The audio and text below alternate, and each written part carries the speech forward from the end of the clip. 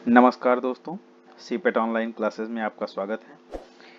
जैसा कि हमने पिछली वीडियो में डिस्कस किया था कि जो प्लास्टिक के दोनों टाइप हैं उसके अंडर में जितने भी प्लास्टिक आती हैं उन सबको हम डिस्कस करते चलेंगे, जिससे आपका पेपर में ये बहुत इम्पॉर्टेंट टॉपिक बनेगा।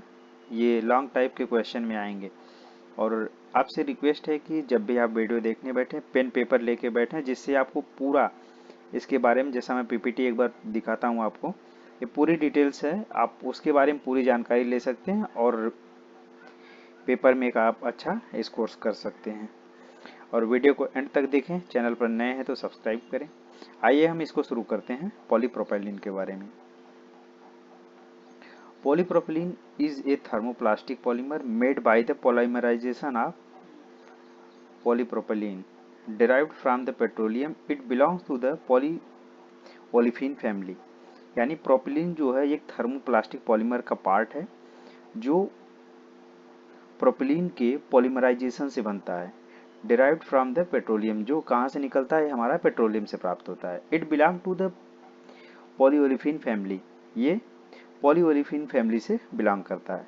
इसका केमिकल फार्मूला क्या है, हमारा C3H6। ये साइड में एन लिखा है।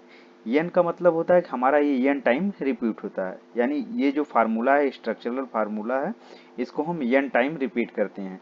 आगे सिंगल बॉन्ड देके सेम वही बात रिपीट होती रहती है। अब इसका जो आइडेंटिफिकेशन क्या है, ये 5 नंबर है। अब मैं इसको जूम करके थोड़ा बड़ा करता हूँ। ये है इसका आइडेंटिफिकेशन, प्लास्टिक कोड।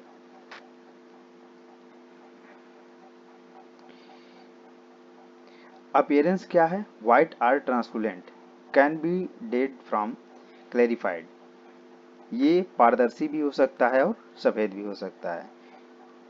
ये रंग अस्पष्ट किया जा सकता है, यानी आप इसको देख के स्पष्ट कर सकते हैं ये किस टाइप का है। जैसा कि जहाँ जहाँ पे थोड़ा डाउट हो सकता है आप लोगों को, वहाँ पे मैंने हिंदी का भी ट्रांसलेशन कर दिया है, जिससे आपको कोई इशू नहीं होगा। अब इसकी हिस्ट्री देखते हैं, हिस्ट्री ऑफ पॉलीप्रोपाइलीन। ये डिस्कवर कब हुआ था, 1951 में पाउल होजन के और रॉबर्ट बैंक के द्वारा ये डिस्कवर किया गया था। कमर्शलाइजेशन कब हुआ था, जो इंडस्ट्रियल यूज के लिए, 1954 में बाई गिलियो नट्टा।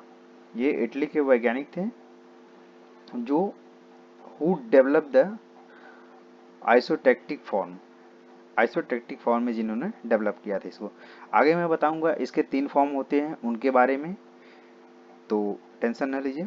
ये अब इनके लिए जो गिब्लियो नट्टा हैं, गिब्लियो नट्टा, इनको नोबेल प्राइज मिला था 1963 में पॉलीमर स्टीरियोकेमिस्ट्री में। अब इन्होंने स्टीरियोकेमिस्ट्री में पॉलीमर को 3 भागों में बांटा है। पॉलीप्रोपिलीन को मैं वो आपको दिखाता हूँ। केमिकल स्ट्रक्चर क्या है इसका, मोनोमर पॉलीप्रोपिलीन का। यहाँ पे साइड में, सॉरी, यहाँ पे एन टाइम्स रिपीट होगा। ये इसका मोनोमर है, ये मोनोमर है। मोनोमर क्या होता है, किसी भी जो स्ट्रक्चर है उसकी सिंगल यूनिट को हम मोनोमर बोलते हैं, तो ये इसका मोनोमर है। अब यहाँ पे जब हम पॉलीमर करेंगे, प्रोपिलीन पॉलीमर, तो ये हमारा एन टाइम रिपीट होगा। यानी नीचे दिया गया है पॉलीमर चेन यूनिट, ये जो हमारा सेम है, सेम स्ट्रक्चर है। उसके बाद यहाँ पे साइड में लिखा है रिपीटेड एन टाइम्स, यानी यही स्ट्रक्चर हमारा एन टाइम रिपीट होगा।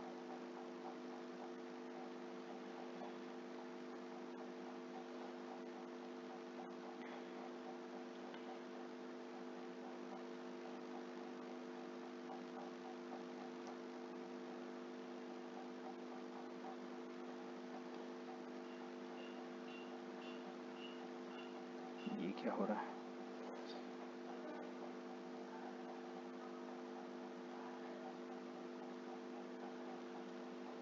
ठीक है। अब जैसा कि हमने बताया, स्टीरियो केमिस्ट्री में इसको 3 पार्ट में डिवाइड किया गया है। अब पहला है हमारा आइसोटेक्टिक पीपी, यानी पॉलीप्रोपिलीन। ये आइसोटेक्टिक पॉलीप्रोपिलीन, ये क्या होता है, all the methyl group on the same side. यानी जितने भी मेथिल ग्रुप हैं, यानी CH3 मेथिल ग्रुप किसको बोलते हैं, CH3 को हम मेथिल ग्रुप बोलते हैं। इसका फार्मूला होता है CnH2n+1। ये जो मेथिल ग्रुप है ये क्या होते हैं, ये सेम साइड लगे होते हैं आइसोटेक्टिक पीपी में, जैसा कि यहाँ पे स्ट्रक्चर में दिखाया गया है। अब crystalline and strong most common, यानी ये क्या होते हैं, स्ट्राइक क्रिस्टलाइन स्ट्रक्चर में होते हैं, स्ट्रांगली ये कॉमनली ये स्ट्रांग होते हैं। जैसे इसका स्ट्रक्चर दिया हुआ है, आइसोटेक्टिक में हमारा जो है मेथिल ग्रुप है वो सिंगल साइड अटैच रहता है।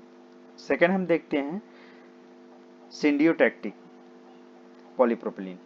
इसमें क्या होता है, all the methyl groups on the alternate side softer flexible, यानी इसमें जो मेथिल ग्रुप्स हैं वो दोनों तरफ अटैच होते हैं, जैसा कि यहाँ पे दिखाया गया है।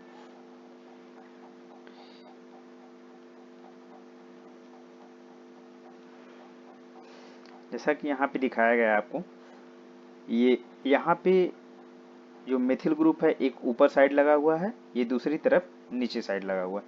सेम इसी तरह से अल्टरनेट फॉर्म में आगे बढ़ रहा है, यहाँ पे ऊपर टाइप लगा है, यहाँ पे नीचे साइड लगा है। तो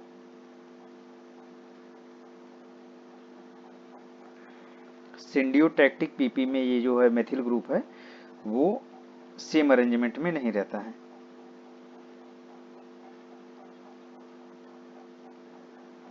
ठीक, अब हम तीसरे पे चलते हैं। तीसरा है हमारा एटैक्टिक पीपी। ये इसमें क्या होता है, all the methyl group on the random arrangement. ये किसमें होता है, रबरी और एमॉर्फस में, जैसा कि यहाँ पे दिखाया गया है। CH2 यहाँ पे इसमें जो मेथिल ग्रुप की पोजीशन है, यहाँ पे रैंडम मेथिल ग्रुप करके पोजीशनिंग इसका दिखाया गया है। ये सब यहाँ पे हम मेथिल ग्रुप को अटैच कर सकते हैं। तो ये यहाँ पे तीनों पॉलीमर का फॉर्म दिखाया गया है, टाइप। अब हम आगे चलते हैं। इतना तो उम्मीद है आपको समझ में आ गया होगा।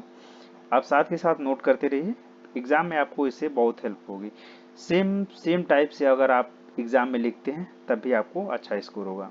ये लॉन्ग टर्म क्वेश्चन में भी इसको, और शॉर्ट टर्म में जो बी सेक्शन सी सेक्शन में आते हैं, सी और डी सेक्शन में, उनमें हम कवर कर सकते हैं। इसकी प्रॉपर्टी क्या होती है, इसकी डेंसिटी जो होती है वो 0.9 से 0.91 ग्राम पर सेंटीमीटर क्यूब होती है। अब मेल्टिंग पॉइंट क्या होता है इसका, पॉलीप्रोपिलीन का मेल्टिंग पॉइंट 130 से 170 डिग्री सेल्सियस होता है।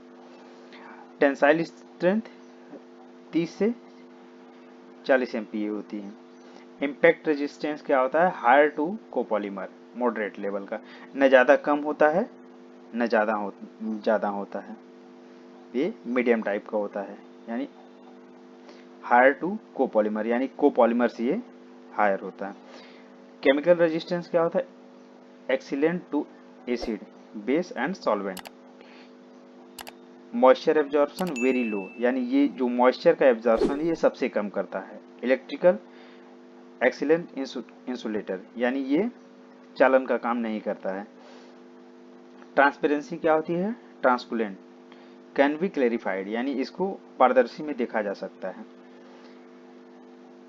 अब देखते हैं इसका प्रोसेसिंग मेथड क्या है, इसको हम किस किस मोल्डिंग के थ्रू हम प्रोसेस कर सकते हैं। तो इसका प्रोसेस हम injection moulding, blow moulding, extrusion, fibre spinning और थर्मोफार्मिंग, इसका यूज सभी में कर सकते हैं, बट इसमें प्रोडक्ट अलग अलग हो सकते हैं। जैसे इंजेक्शन मोल्डिंग में हमारा टॉय, कैप्स, मेडिकल सिरिंज बन सकते हैं, जिसका मैंने फोटो भी दिखाया है। जैसे नीचे ये हमारा बॉटल कैप हो गया, ये इंजेक्शन मोल्डिंग में बन सकता है। सिरिंज बन सकता है, ये बैटरी का कवर बन सकता है, ये सब इंजेक्शन मोल्डिंग में बन सकते हैं। और मेडिकल सिरिंज बन सकती है। ब्लो मोल्डिंग में क्या बन सकता है, बॉटल, टैंक्स, ये सब ब्लो मोल्ड है। एक्सट्रूजन में पाइप और फिल्म बन सकते हैं, ये फिल्म बन सकता है एक्सट्रूजन में। और ये इंजेक्शन मोल्डिंग के थ्रू बम्पर भी बन सकता है इसका। तो ये सब चीज बन सकते हैं। अब एक्सट्रूजन में पाइप और फिल्म। फाइबर स्पिनिंग में कारपेट्स, जो प्लास्टिक की कारपेट्स आती है, चटाई, वो बन सकती है। नॉन ओवन डिसअपियर्स, यानी कि नॉन ओपन ओवेंस बन सकते हैं, जैसे बोरी होती है एक उसी टाइप का प्लास्टिक बनता है उसको बना सकते हैं। थर्मोफार्मिंग के थ्रू ट्रेज लेड्स बन सकते हैं। ट्रेज, इसका मैं फोटो दिखाता हूँ आपको, सॉरी उसका फोटो ऐड करना रह गया। ये जो ट्रे होती है खाने की, सेम उसी टाइप का बनता है इसका भी। अब मेन इसके पार्ट कौन कौन से हैं जो इंडस्ट्रियल यूज होते हैं, इंडस्ट्री में जो जो पार्ट बनते हैं। पैकेजिंग के लिए food container, bottle caps, film जो नीचे दिखाया गया है सब। और टेक्सटाइल इंडस्ट्री में oven bags, carpets, ropes, non oven fabric, ये सब बनते हैं।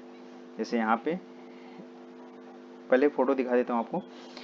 यहाँ पे जैसे ये बैग, सॉरी ये टिफिन बैग्स हो गए, ये food containers, bottles, bottle cap, film, उसके बाद ओवन, बैटरी कवर, सिरिंज, फिर उसके बाद ये बम्पर, गाड़ी के इंटीरियर पार्ट भी बनते हैं इसमें इसके।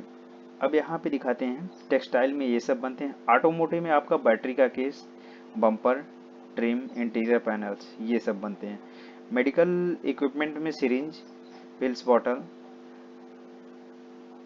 डिस्पोजेबल मास्क, जो डिस्पोजल मास्क है वो कोरोना टाइम में बहुत सारा यूज हुआ था, ये भी इसी का बनता है। इलेक्ट्रॉनिक पार्ट में क्या क्या बनते हैं, इंसुलेटिंग पार्ट्स, केबल सीट्स, यानी इंसुलेटिंग पार्ट जो विद्युत का सुचालक ना हो, वो सब पार्ट इसके थ्रू बन सकते हैं। हाउस होल्ड पार्ट क्या होते हैं, जैसे इसमें फर्नीचर, स्टोरेज बॉक्स, एप्लियंस, ये सब इसके थ्रू इसमें बनते हैं। अब यहाँ पे सारा फोटो है, आप इसको देख सकते हैं। ये सब पीपी के प्रोडक्ट हैं और ये अपना बम्पर है। अब इसका एडवांटेज क्या है, जो हमारा सबसे ज़्यादा एडवांटेज है वो एडवांटेज, और डिसएडवांटेज क्या है इसके वो देखते हैं।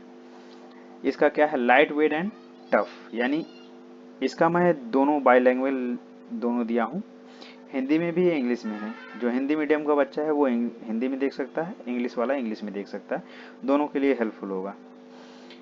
इसका एडवांटेज क्या है, लाइट वेट एंड टफ, यानी ये हल्का है और मजबूत है, यानी टिकाऊ है।